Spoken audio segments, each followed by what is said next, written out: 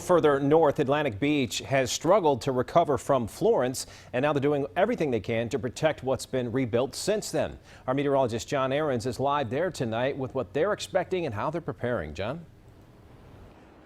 Yeah, Scott, we're getting a little rain band right now from Dorian, just some light rain, but I tell you the top concern here on the Crystal Coast is storm surge. Take a walk with me back here. The tide is actually coming out, and already you see that the waves are very aggressive. Now, from my position here in Atlantic Beach, I feel safe here just because we do have extensive dune protection right here. But if you go farther down this strip, you're going to get to the areas where the elevation is lower. And with the orientation of the coastline, it's a north to south facing coast. So what Dorian's going to do as it moves parallel from, let's say, Charleston to Myrtle and the counterclockwise flow, it will shove all that water right here. Same thing happened last year.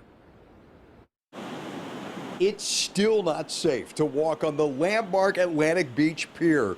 Florence ripped that apart last year. The final board on it was just replaced a few days ago.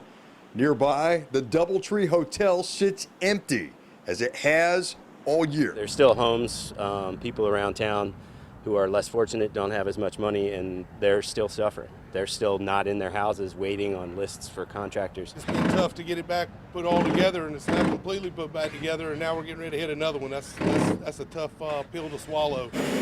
Across the Bogue Sound in Morehead City, we found Gerhard Schnibben boarding up his restaurant, and Bud Daniels and his crew securing this large dock ramp to keep it from flying off in the hurricane. We've also got fuel lines, electrical lines, etc., going down to the floating dock. So what do you think this guy's going to do? I'll tell you Friday afternoon. A lot of attention and detail to what needs to be done right now, while trying not to get swept up in the past. Everybody's pretty darn weary.